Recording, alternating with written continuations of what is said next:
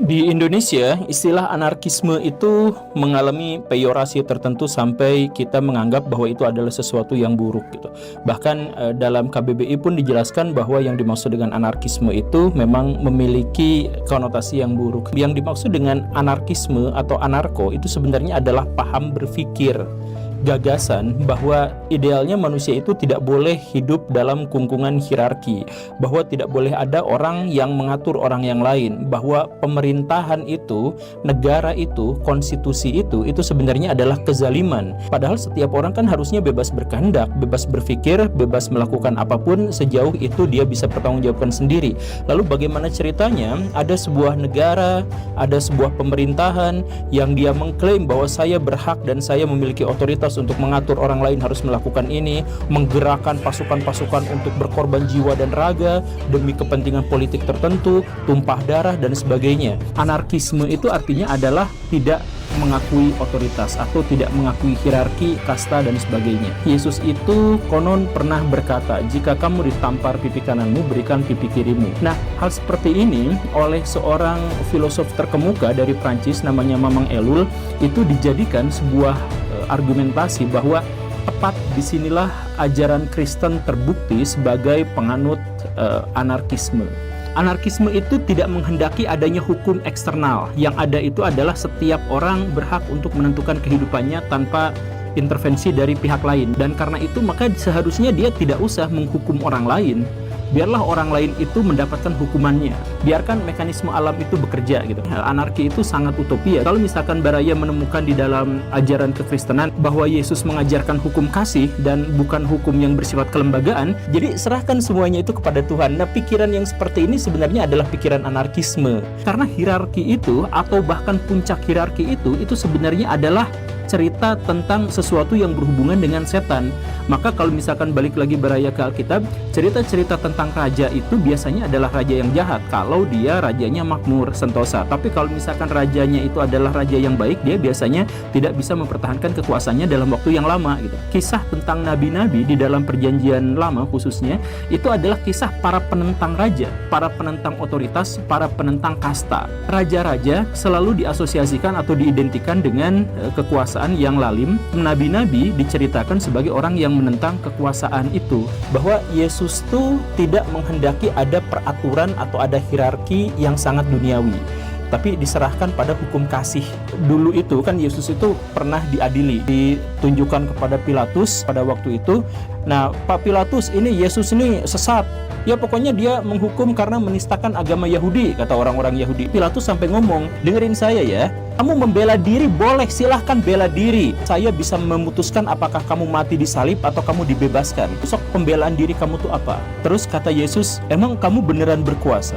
Bukankah kekuasaan kamu itu dari atas? Kekuasaan dari atas itu maksudnya dalam salah satu fragmen kisah Yesus itu kan digambarkan Yesus itu pernah dibawa sama iblis, diajak jalan-jalan ke puncak gunung. Kemudian Yesus itu ditawari, "Sus, sembah saya sebagai Tuhan. Karena lihat, semua kota-kota dan semua desa-desa yang ada di sini itu akan bersujud kepada kamu."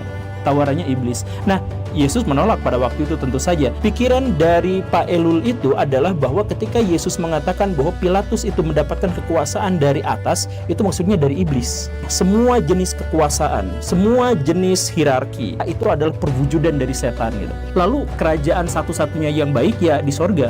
Cerita-cerita dalam Alkitab Perjanjian Baru tentang orang-orang awal yang beragama Kristen, itu semuanya memang menolak kekuasaan, menolak hierarki. Mereka hidup sebagai sebuah masyarakat. Kalau satu dapat makanan akan berbagi-bagi, kalau misalkan satu dapat air juga akan bagi-bagi, kalau tidak dapat ya bagi-bagi juga kelaparannya. Kristen itu hancur dan sekarang tidak lagi mendapatkan maknanya. Itu adalah ketika Kaisar Konstantin masuk Kristen. Dan kemudian semua orang-orang Romawi diwajibkan untuk belajar Kristen. Nah, kalau kata orang-orang anarko-Kristen, Kaisar Konstantin itu bukan dapat wahyu ilahi gitu, tapi dapat bisik-bisik dari setan. Bahkan setelah itu Orang-orang Kristen bisa menggerakkan orang lain untuk berperang satu sama lain, perangnya atas nama Tuhan.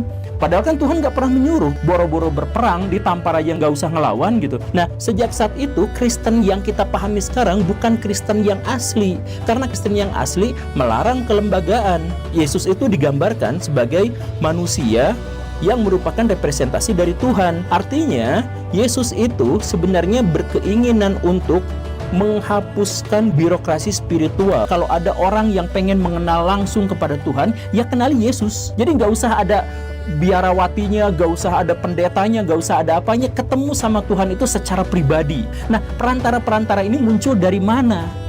Untuk anarki Kristen yang ekstrim, Paulus itu justru dianggap sebagai musuh karena dia mengubah ajaran Kristen dari yang semula itu tidak mengenal hierarki dan tidak mengenal hukum selain hukum kasih dan menyerahkan segala sesuatu kepada masyarakatnya, malah diciptakan kelembagaan, atau Paulusnya nyuruh untuk setia pada pemerintahan dan sebagainya. Itu di mana dalilnya, di mana ayatnya, di mana ceritanya? Bukankah Yesus mengajarkan agama itu yang benar-benar spiritual, yang benar-benar terkait dengan kesadaran sendiri, yang anti terhadap hierarki, anti terhadap kasta? Kenapa justru malah ayo kita berperang atas nama Kristen? Emang ajaran Kristen kayak gitu? Apalagi disuruh oleh sebuah lembaga, sebuah institusi yang namanya negara. Kok bisa seperti itu? Ini justru adalah pembalikan 180 derajat dari ajaran Kristen yang asli.